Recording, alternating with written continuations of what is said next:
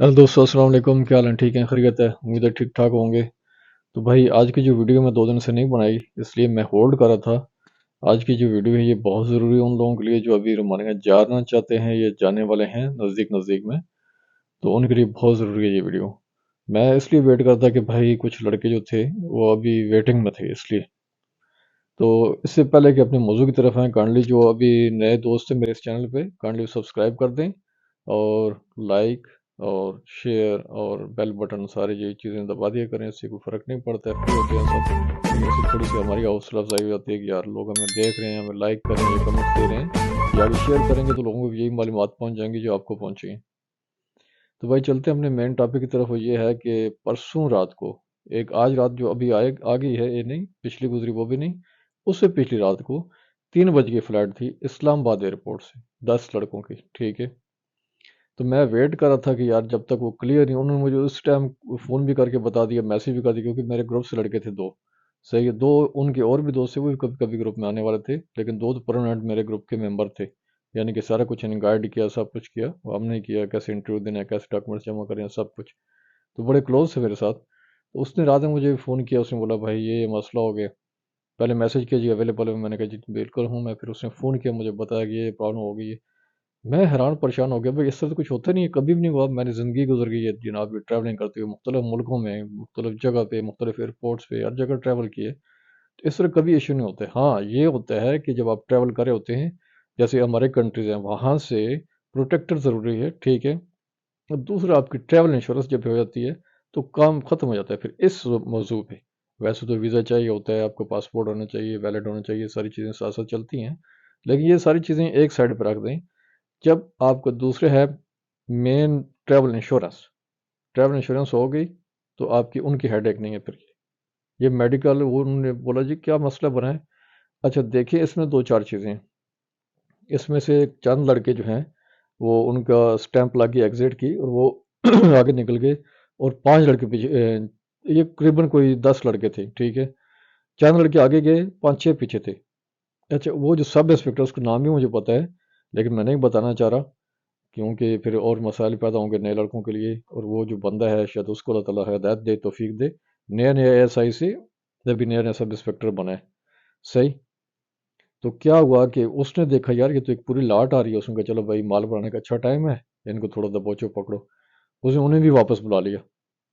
अच्छा, इन लड़कों को बोला कि भाई अपना मेडिकल फिट नोट देखो। तो ये तो एक नई सी चीज़ है, ऐसे पहले कभी नहीं होता है। उनका जी मेडिकल फिट नोट तो नहीं, हमारे पास ट्रैवल इंश्योरेंस है और हम लोग फिट हैं, हमारी मेडिकल जो हुआ था पहले, तो सारे कुछ हमने भेजा जब भी उन्होंने सेलेक्ट किए। उसने कहा मैं जानता हूँ, तुम जानते हो। यानी कि लड़की कह रहे हैं कि प्रॉपर वो फिरौन बना हुआ था वहाँ पे। यानी कि वो अल्लाह माफ़ करे, अपने आप को ही सब कुछ समझ रहा था, ना कोई बात सुन रहा था, ना कुछ कर रहा था। फिर लड़कों को बार बार कहता है कि अपने एजेंट से बात करो। लड़कों ने बोला यार कोई किस एजेंसी के, किसी एक एजेंसी के लड़के नहीं थे, किसी के एक दो थे, किसी के एक था, ऐसे करके जो एजेंसी के लड़के थे वही पाँच पाँच के करीब, 5-6 थे वो। अच्छा, 4 लड़के ये थे, जो 2 हमारे ग्रुप से थे, 2 इनके दोस्त थे। ये अपना काम इन्होंने इंडिविजुअल किया था, यानी खुद से किया था इनफरादी तौर पे। इनके वहाँ एजेंट वगैरह रोमानिया में थे, तो वहाँ से उन्होंने इनको वर्क परमिट भेजा। फिर उन्होंने यहाँ से इंटरव्यू की तैयारी की हमारे ग्रुप से। और फिर आगे जो है इन्होंने पूछा कहाँ से प्रोटेक्टर करना है, और कहाँ से ये ट्रैवल इंश्योरेंस करनी है, और कहाँ से एम्बेसी की अपॉइंटमेंट लेनी है।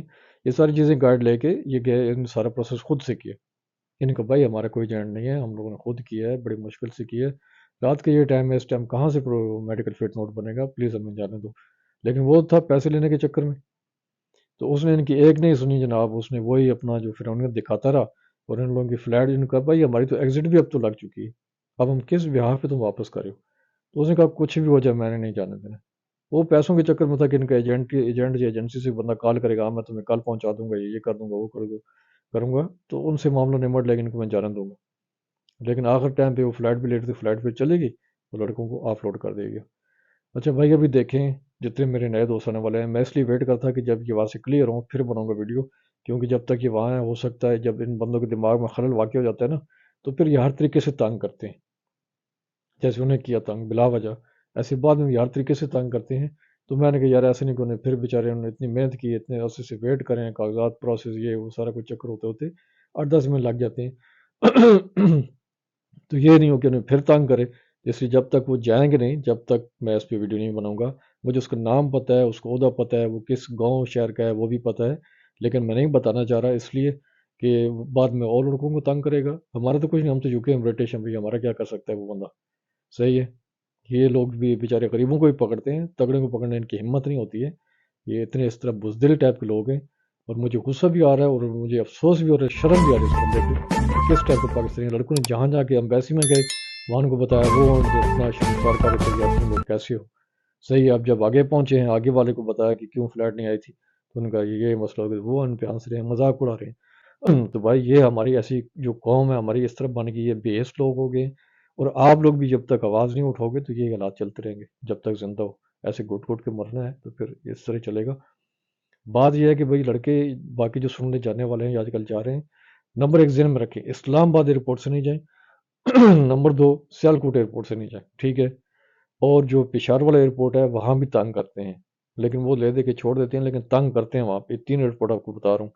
لاسٹ ایسے ہوا تھا کہ فیصل آباد سے لڑکے گئے تھے, انہوں بھی تنگ کیا, لیکن بہرحال وہ کسی طریقے سے ہوشیار لڑکے تھے, چلے گئے. کراچی میں نہیں تنگ کرتے ہیں, لاہور میں تو نہیں تنگ کرتے ہیں, لڑکے نکل جاتے ہیں.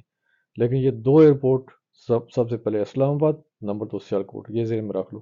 یہاں سے ٹرائی نہیں کرو, کیونکہ آپ لوگوں نے جانا کراچی, تو کراچی سے پھر آگے دبئی یا قطر, ترکی یا قطر, کہیں بھی آپ نے جانا جو فلائٹس ملتی ہیں, ٹرانزٹ آپ کا وہاں پڑتا ہے.